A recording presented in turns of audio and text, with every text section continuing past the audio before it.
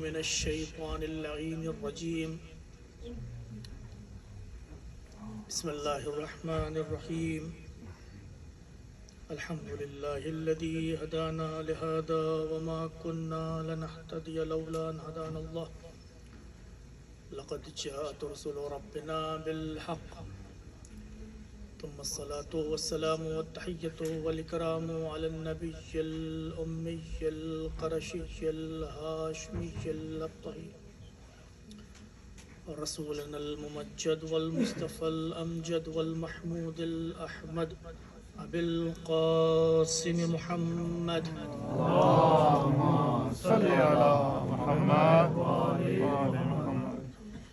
وعلى أهل بيته الطيبين الطاهرين المعصومين المظلومين المنتجبين المنتخبين ولعنة الدائمة الباقية ولا أعدائهم مجمعين من الآن إلى قيام يوم الدين. أما بعد فقد قال الله الحكيم في كتابه الكريم وهو أصدق الصادقين وقوله الحق. أعوذ بالله من الشيطان اللعين الرجيم.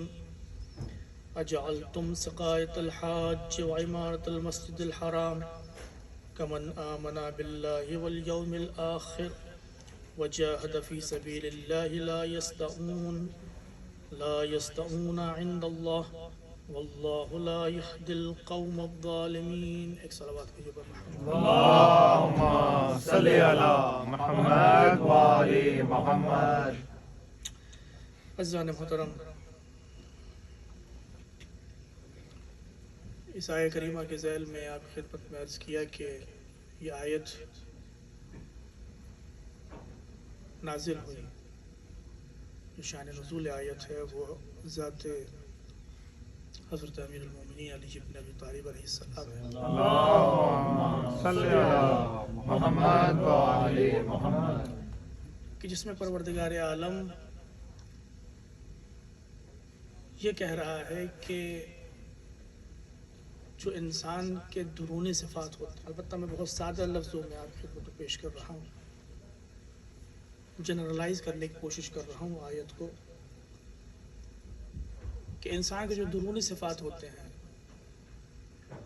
اور جن صفات کا تذکرہ آیہ کریمہ نے کیا، ایمان، اللہ پر ایمان، آخرت پر ایمان اور جہاد فی سبیل اللہ، یہ وہ صفات ہیں جو انسان کے درونی صفات ہیں.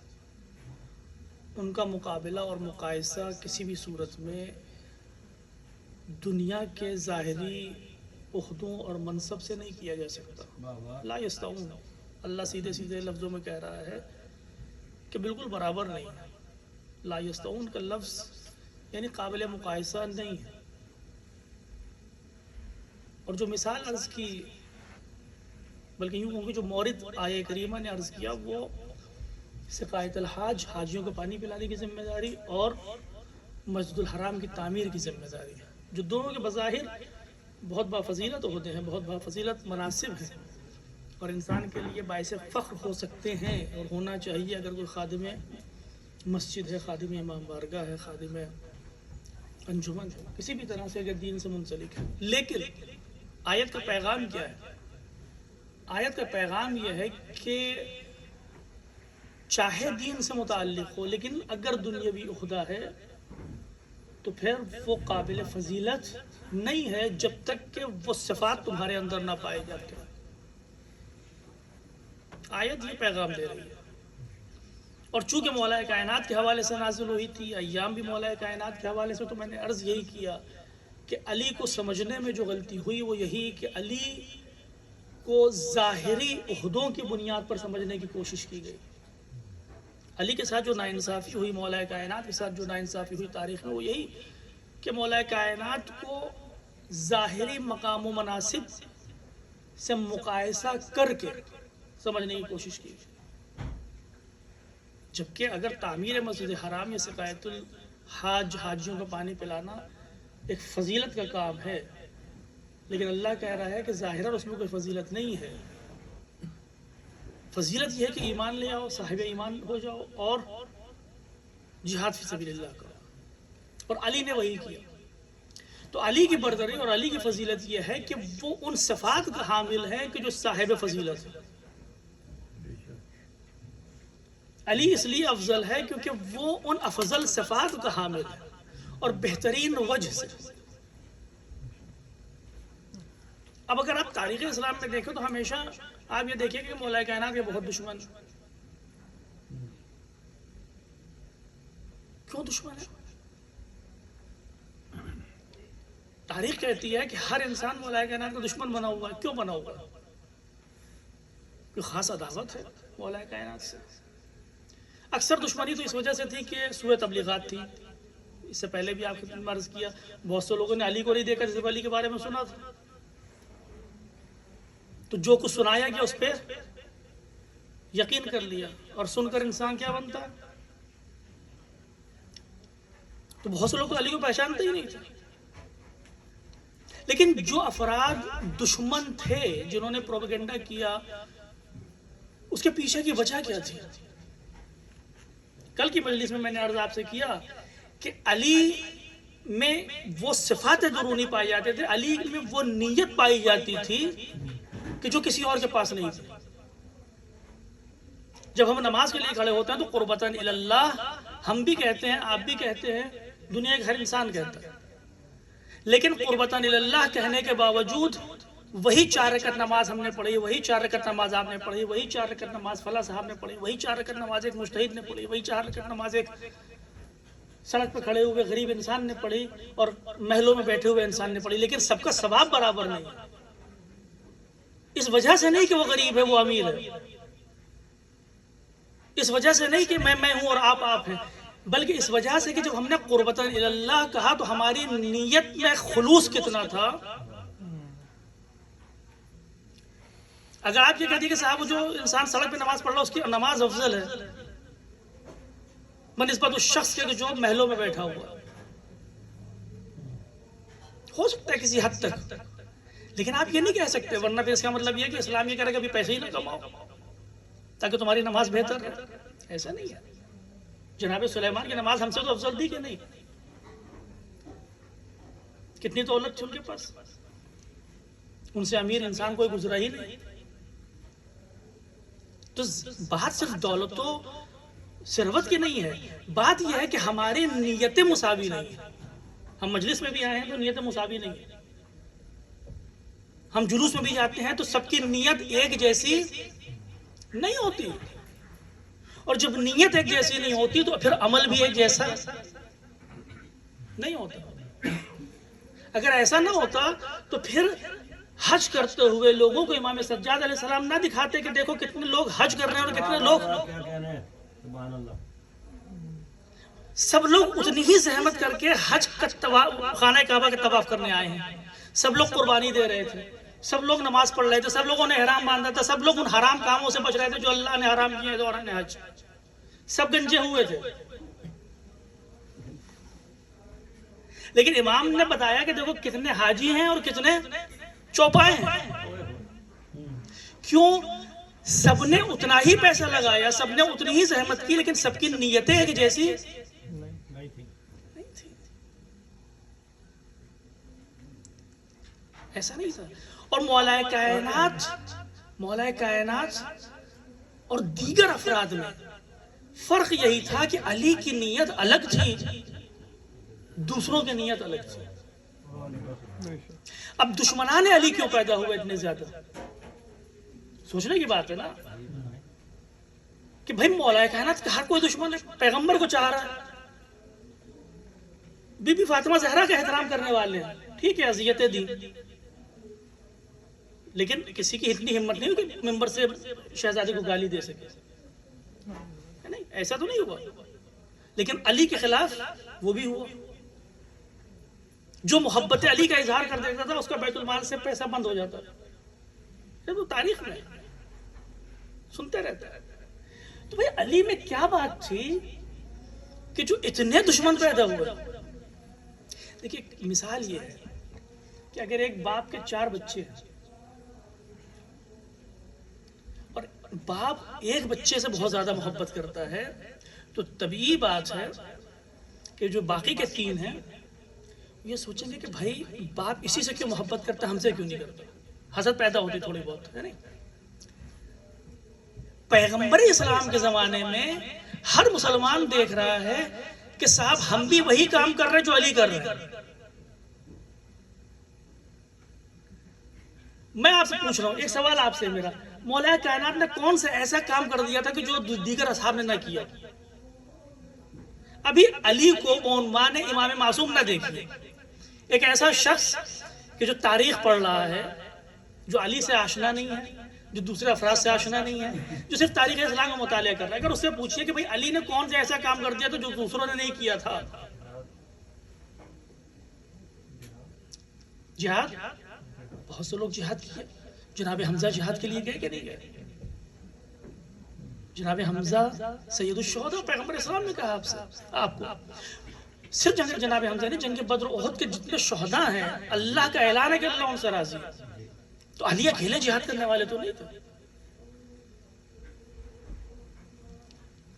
علی اکیلے جہاد کرنے والے نہیں تھے. علی اکیلے زکات دیتے تھے، علی اکیلے روزے رکھتے تھے، نمازیں پڑھتے تھے، سب رکھتے تھے. مسلمان جو تابع پیغمبر ہے وہ ہر روز مسجد میں آتا ہے، یا رسول اللہ آج کا کیا حکم ہے؟ کہا نماز واجب ہوگی، روزہ واجب ہو گیا، اس طرح سے روزہ انجام دو، اس طرح سے نماز پڑھو، اس طرح سے وضو کرو، اس طرح سے حج کیا کرو، اس طرح سے زکات دو، اس طرح سے خمس دو. مسلمان سن رہے ہیں، ہر انسان وہی کام کو انجام دے رہا ہے. لیکن جب بھی پیغمبر منبر پر آتے ہیں، خطبہ دینا شروع کرتے ہیں، تو اس سے پہلے کہ بیان مسائل ہو، 2 جملے بیان فضائل ہوتا ہے.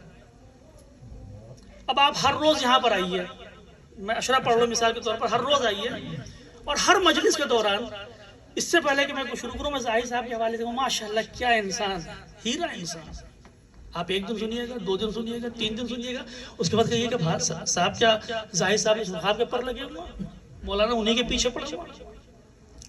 ہم بھی تو انہی کی طرح مسجد میں آ رہے ہیں، ہم بھی تو انہی کی طرح عزاداری کے لیے آ رہے ہیں، ہم بھی تو انہی کی طرح عزادار حسین ہیں.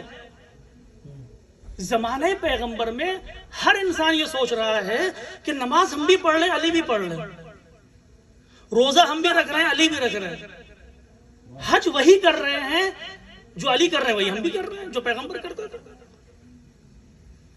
تمام کام ویسے ہی ہیں، لیکن جب بھی زبان پیغمبر کھلتی ہے، جب بھی زبان حق کھلتی ہے، تو صرف مدح ہے.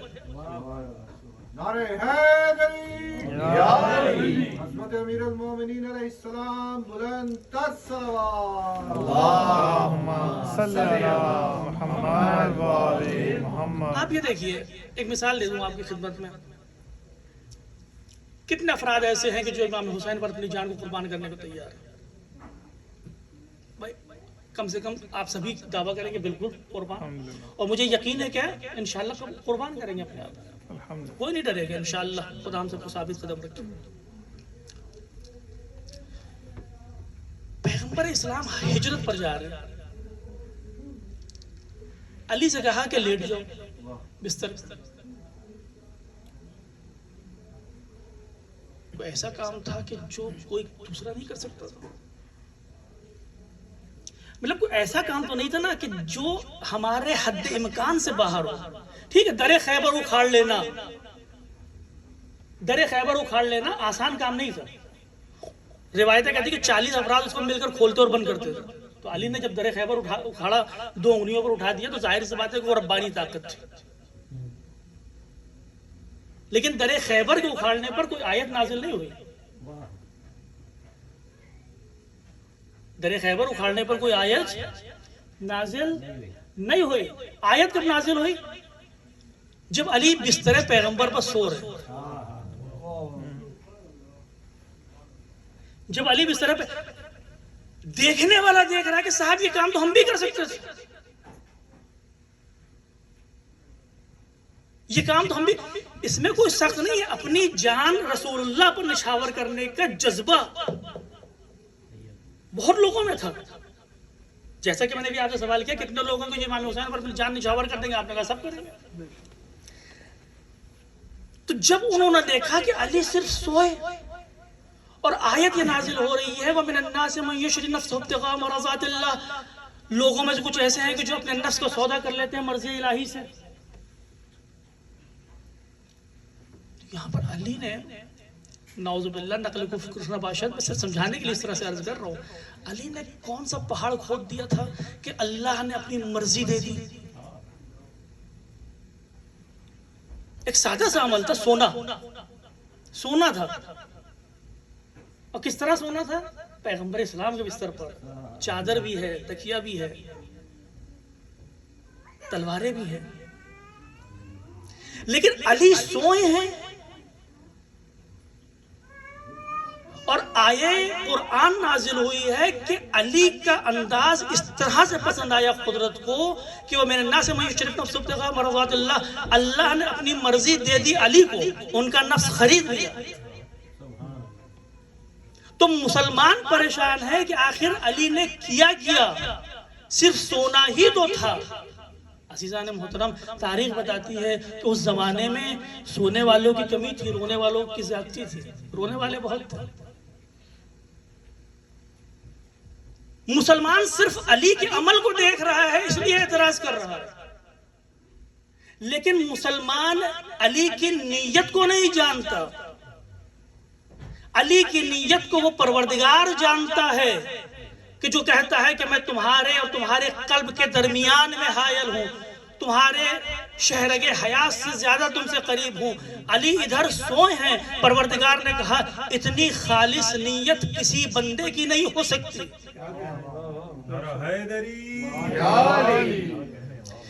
جب اتنی خلوص نیت کے ساتھ علی بستر پیغمبر پر ہیں، تب پروردگار عالم ارشاد فرماتا ہے وَمِنَ النَّاسِ مَن يَشْرِي نَفْسَهُ ابْتِغَاءَ مَرْضَاتِ اللَّهِ.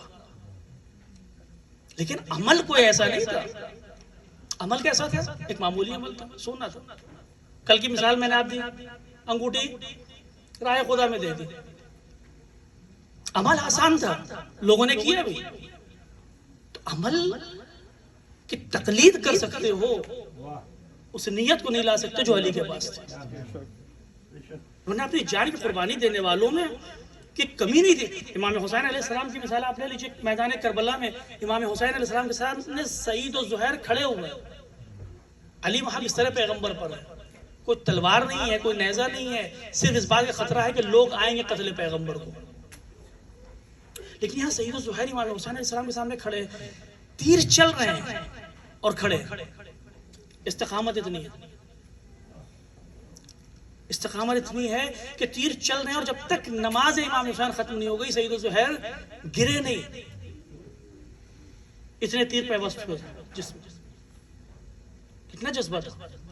لیکن سعید و زہیر، ہمارا لاکھوں سلام ہے ان کے اوپر، خدا انشاءاللہ ہم کو ان کی شفاعت عطا کرے. لیکن سعید و زہیر نے ایک ایسا عمل انجام دیا کہ جو سونے سے بظاہر مشکل تھا. تو بظاہر مشکل تھا لیکن نیت اس عروج پر نہیں تھی جہاں پر علی کی نیت تھی. تو سعید و زہیر قابل ستائش ہیں، قابل ثواب ہیں، لیکن سعید و زہیر مقام عباس کو بھی نہیں پا سکے. علی کی تو بات ہی آتی ہے. تو علی کی نیت ہے قربتاً اللہ. جب علی کسی کام کو انجام دیتا ہے تو کس خلوص نیت کے ساتھ انجام دیتا ہے، اس کا اندازہ صرف اور صرف، اس کا علم صرف اور صرف پروردگار عالم کو اور کسی کو نہیں ہے. اور جب وہ دیکھتا ہے کہ اتنی خالص نیت آ رہی ہے تو پھر پروردگار عالم کی طرف سے جو ہدایہ جاتے ہیں، جو ثواب جاتا ہے، جو نذرانے جاتے ہیں، وہ بھی بے مثال و بے نظیر ہوتے ہیں. تو کبھی آیہ ولایت آتی ہے، کبھی آیہ اشرا آتی ہے، کیونکہ پروردگار جانتا ہے کہ علی جیسا عمل کوئی دوسرا انجام نہیں کر سکتا. آواز بلند صلوات. اللہم صلی علی محمد و آل محمد. تو سب کچھ نہیں ہے کھیلا. اب اس زمانے میں لوگوں کو نہیں معلوم ہے، لوگ یہ سوچ رہے ہیں کہ علی تو ہمارے ہی جیسا کام کر رہا ہے، پھر آخر اتنی آیتیں کیوں، اتنا ثواب کیوں، اتنے القاب کیوں؟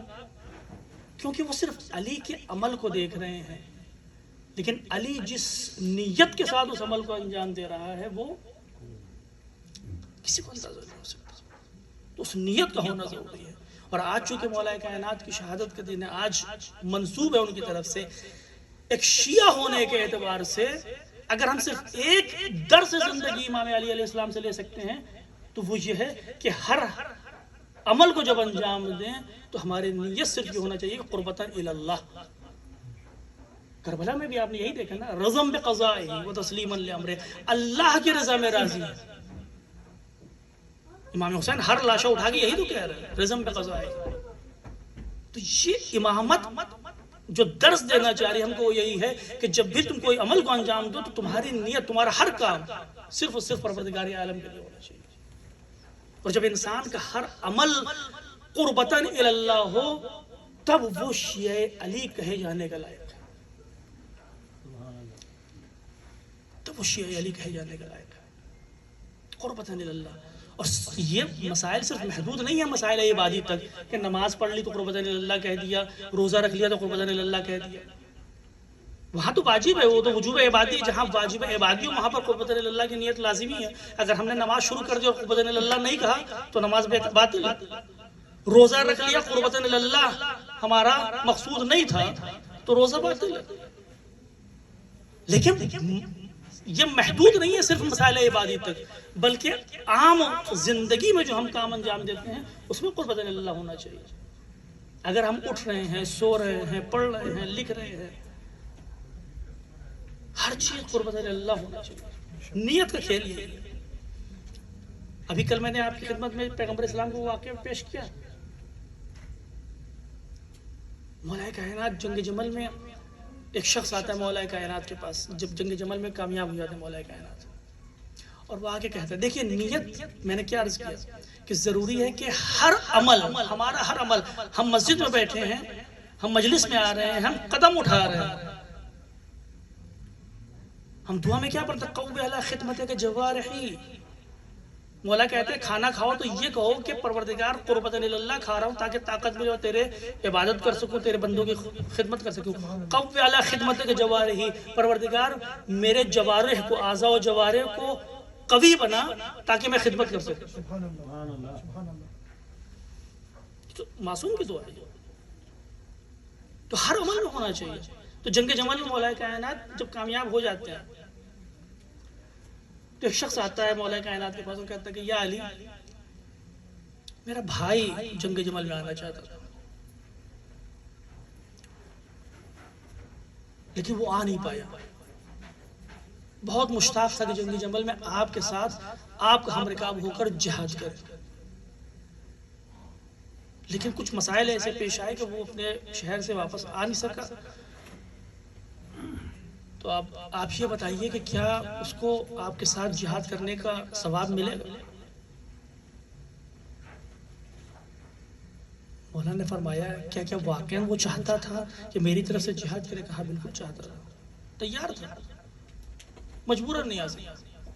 تو مولانا مسکراتے ہیں اور فرماتے ہیں کہ اگر اس کا قصد تھا، اس کی نیت تھی کہ میرے ساتھ آ کے میرا ہم رکاب ہو کر جہاد کرے اور نہیں آ سکا، اور صرف اسی کی نہیں دنیا میں جہاں جہاں مومنین ہیں اگر کسی کی بھی نیت تھی، اور پھر آگے بڑھتے ہیں قدم اور آگے مولا کائنات بڑھتے ہیں فرماتے ہیں اور صرف اتنا ہی نہیں، قیامت تک آنے والی نسلوں میں جو افراد ابھی بھی ارحام مادر میں ہیں، اصلاب پدر میں ہیں، قیامت تک آنے والے لوگوں میں اگر کوئی بھی شخص ایسا ہے کہ جو پیدا ہونے کے بعد سوچتا ہے کہ کاش ہم جنگ جمل میں علی کے ساتھ ہوتے اور علی کے ساتھ رہتے ہوئے جہاد کرتے، تو پروردگار عالم اس کو جنگ جمل کا ثواب عطا کرے.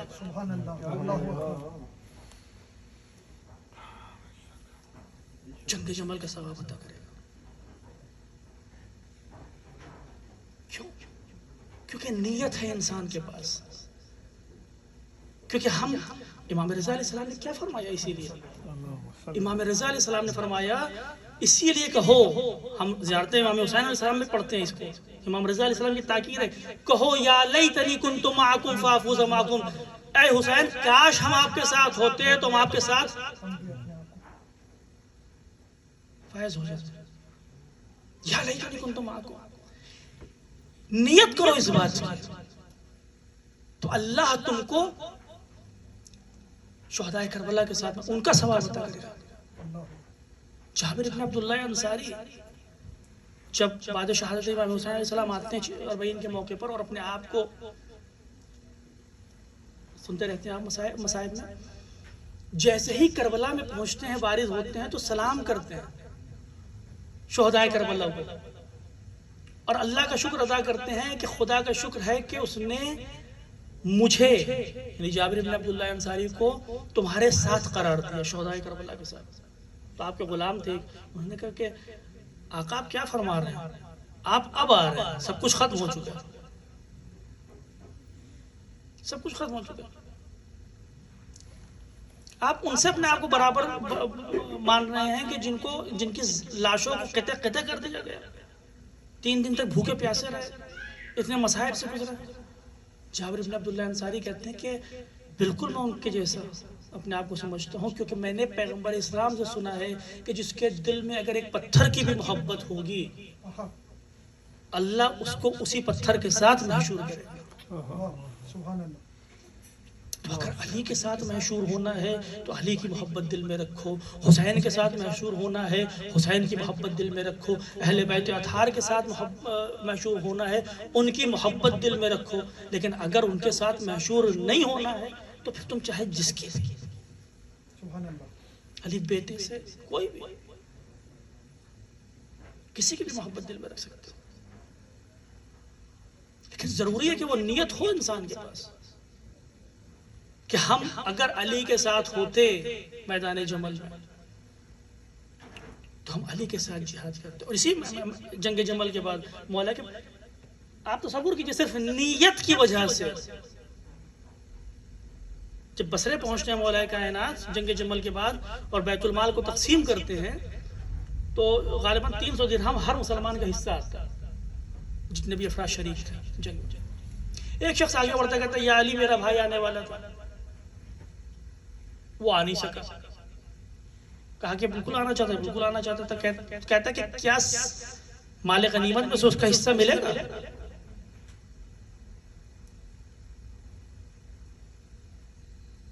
اب لیکن آپ لوگ یہاں پر شروع نہ کیجئے گا کہ مجلس کے بعد آپ کو یہ کہ ہمارے پورا خاندان آنا چاہتا تو مجلس کا حصہ سب کو دیا جائے،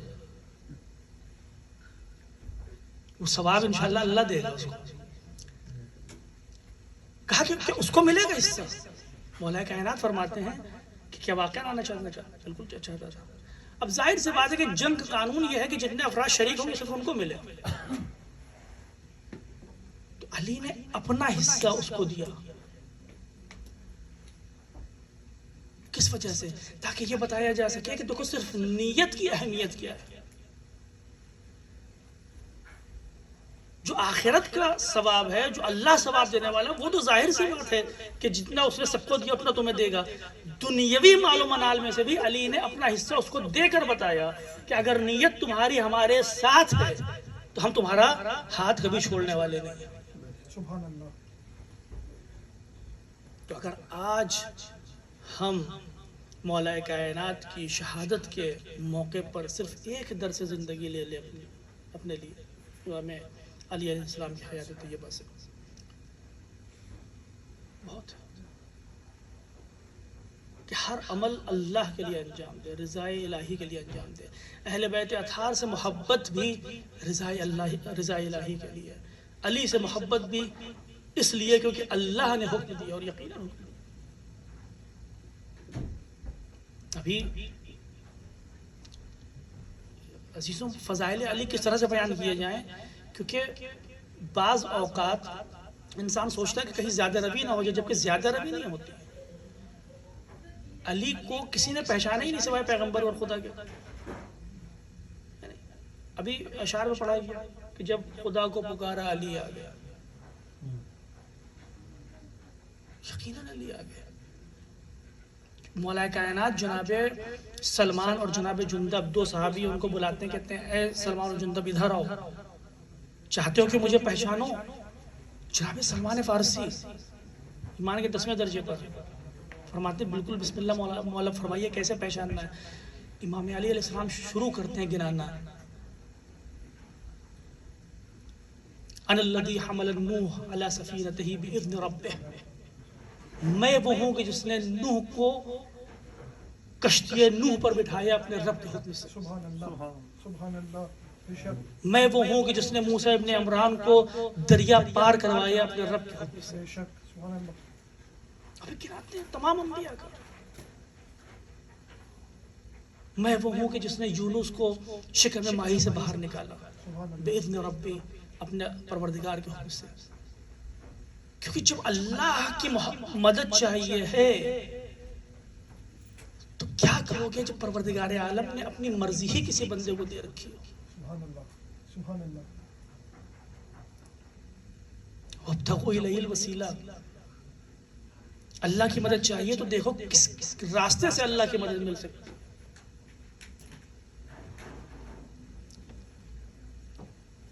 اچھی فضائل کا سمندر ہے عزیزان محترم. بس یہی درس زندگی انسان اگر لے لے آج کے دن. میں تو یہ کہتا ہوں کہ ہر امام اور معصوم کی ولادت اور شہادت کے موقع پر ہماری ذمہ داری یہ ہونا چاہیے کہ ایک درس کم سے کم اپنے لیے. وہ جو ہوتا ہے نا نیو ایئر کا کیا ہوتا ہے ریزولوشن. خراب چیز نہیں ہے وہ. اگر ہم ہر امام کی ولادت اور شہادت کے موقع پر ایک چیز, ظاہر سی بات ان کے پاس دینے کے لیے بہت کچھ ہے, ہمارے پاس وہ ظرف نہیں ہے کہ اس کو لے سکے. مولا کائنات فرماتے تھے کہ علم کا سمندر اس قلب میں موجود ہے, لیکن کوئی ظرف نہیں ہے کہ جہاں پر میں علم دے سکوں. ان کے پاس دینے کو بہت کچھ ہے, ہمارے پاس لینے کی قوت نہیں ہے, طاقت نہیں ہے, وہ ظرف نہیں ہے. تو کم سے کم ایک چیز, کوئی بھی ایک چیز لے سکتے. اور اگر آج بندگی کا درس علی کی زندگی سے لے کر اٹھیں, سبحان اللہ, کیونکہ علی نے اپنی پوری زندگی میں درس بندگی دیا ہے. علی نے اس وقت اپنی کامیابی کا اعلان کیا ہے کہ جب سر سجدہ خالق میں جھکا ہوا ہے اور تلوار لگی ہے, فزت ورب الکعبہ, رب کعبہ کی قسم میں کامیاب ہو گیا. رب کعبہ کی قسم. علی تو ہمیشہ سے کامیاب تھا. علی کے جو فضائل ہے اس کا اگر عشر عشیر بھی کسی کی زندگی میں آ جائے تو وہ سلیمان بن جائے. لیکن علی اپنی کامیابی کا اعلان کرنے کے لیے انتظار کر رہا ہے اس موقع کا کہ جب علی ہو, مسجد ہو, محضر الہی ہو, سر سجدہ خالق میں ہو اور ظالم کی تلوار علی کے فراخ پر لگے. تب علی فرماتے ہیں فزت ورب الکعبہ, رب کعبہ کی قسم میں کامیاب ہو گیا. عزیزان محترم 21 رمضان ہے,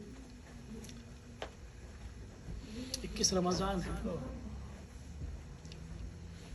علی بیت الشرف میں ہے. کتنا کریم مولا ہے ہمارا, کتنا کریم. علی کو بیت الشرف لے جایا گیا, بستر پر لٹایا گیا. میرا مولا بستر شہادت پر ہے, زخم گہرا ہے.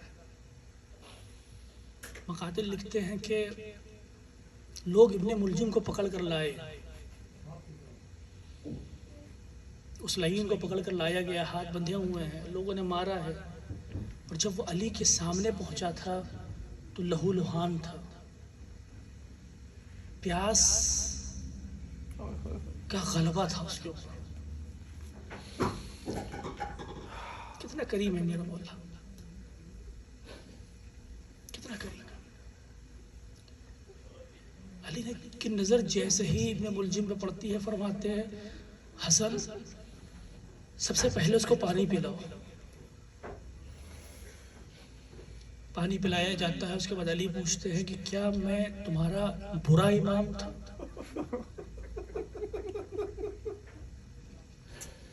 کیا میں تمہارا برا امام تھا؟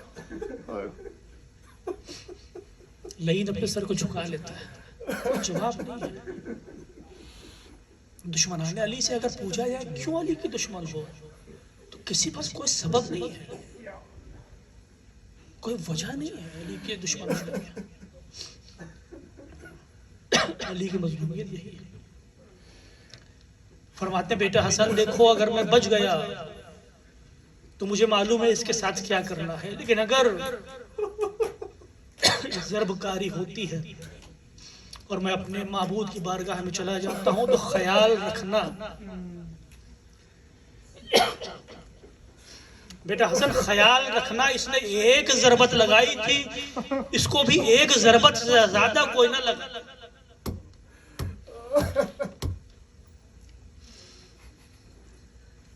کتنا رحیم امام ہے، کتنا شفیق امام ہے۔ ایک ضربت لگائی ہے، ایک ضربت سے زیادہ نہ لگانا۔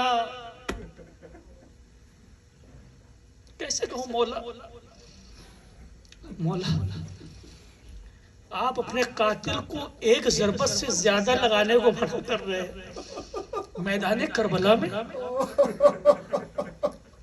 1900 ہے زخم، جنے تنے چاک چاک پر 1900 حسین کا جسم زخموں سے چور ہے۔ سیدہ خلال اس طرح سے عزیزان محترم، صحابی فرماتے ہیں کہ میں مولا کی خدمت میں آیا تو میں کیا دیکھتا ہوں کہ مولا کی پیشانی کے اوپر زرد رنگ کی پٹی بندھی ہوئی تھی زخم کو روکنے کے لیے۔ لیکن صحابی فرماتے ہیں کہ میں فرق نہیں پہچان پایا، کیونکہ علی کا چہرہ بھی اتنا ہی زرد تھا شدت زہر سے جتنی وہ پٹی تھی۔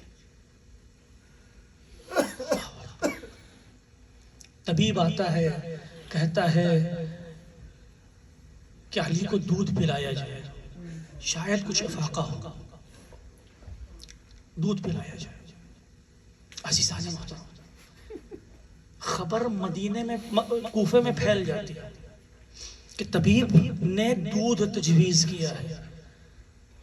ایک مرتبہ مولا کائنات کی آنکھیں کھلتی ہیں اور محسوس ہوتا ہے کہ گھر کے باہر ایک مجمع جمع ہے۔ پوچھتے ہیں حسن کو بلا کہ بیٹا حسن، آخر یہ کس طرح کا شور ہے، کس طرح کی آواز ہے؟ حسن فرماتے ہیں کہ بابا، طبیب نے آپ کو دودھ تجویز کیا ہے اور یہ کوفے کے چھوٹے چھوٹے بچے ہیں جو گھر کے باہر،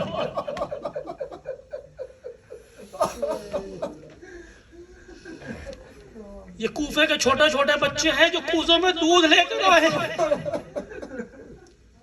اللہ یا علی، کم از کم کوفہ بھی اتنا نہیں بدلا ہے۔ ابھی تو صرف طبیب کی بات کوفے کے ہواؤں میں پھیلی ہے کہ علی کو دودھ کی ضرورت ہے، لوگ دودھ لے کر آ رہے ہیں۔ اے کاش رباب اس منظر کو نہ دیکھ لے جو اپنے بچے کے لیے ایک جرعہ آپ کا تقاضا کر رہی تھی۔ اللہ بس عزیزان محترم، علی آخری وصیتیں کرنا شروع کرتے ہیں۔ ایک مرتبہ تمام بچوں کو بلاتے ہیں، مقاتل لکھتے ہیں کہ علی بلاتے ہیں، حسن کو آگے بلاتے ہیں، سب کا ہاتھ حسن کے ہاتھ میں دینا شروع کرتے ہیں۔ بیٹا تم میرے بعد امام وقت ہو، تم میرے بعد اس گھر کے والی و وارث ہو، تم میرے بعد اس گھر کے ذمہ دار ہو۔ لو زینب کا ہاتھ تمہارے ہاتھ میں، ام کلثوم کا ہاتھ تمہارے ہاتھ میں، حسین کا ہاتھ تمہارے ہاتھ میں، گھر کی بیویاں تمہاری نگرانی میں، تمہاری ذمہ داری میں۔ مقاتل لکھتے ہیں کہ ام البنین ایک کونے میں کھڑے ہو کے یہ منظر دیکھ رہی ہے۔ ایک مرتبہ آگے بڑھتی ہے، مولا اگر اجازت ہو تو عرض کروں۔ علی فرماتے ہیں ام البنین بتاؤ کیا کہنا ہے؟ ایک مرتبہ ام البنین کہتی ہیں مولا میں نے دیکھا آپ نے پورا گھر حسن کے حوالے کر دیا، ارے میرے عباس سے کیا خطا ہوئی تھی؟ ارے علی نے کہا ایسا نہ کہو ام البنین، عباس کو آواز دی، عباس آگے آؤ، حسین کو آواز دی، حسین آگے آؤ، عباس کا ہاتھ حسین کے ہاتھ میں رکھا، ام البنین سب کو حسن کی نگرانی میں دیا ہے، عباس کو حسین کے سہارے چھوڑا ہے، کیونکہ وہ وقت آئے گا کہ جب میرا لال میدان کربلا میں تنہا ہوگا، ارے اس وقت میرا عباس میرے حسین کا محافظ ہوگا، اس وقت میرا عباس میری بیٹیوں کی چادروں کا محافظ ہوگا، اس وقت میرا عباس ارے میرے بچوں کا سقا ہوگا۔ الا لعنت اللہ علی القوم الظالمین۔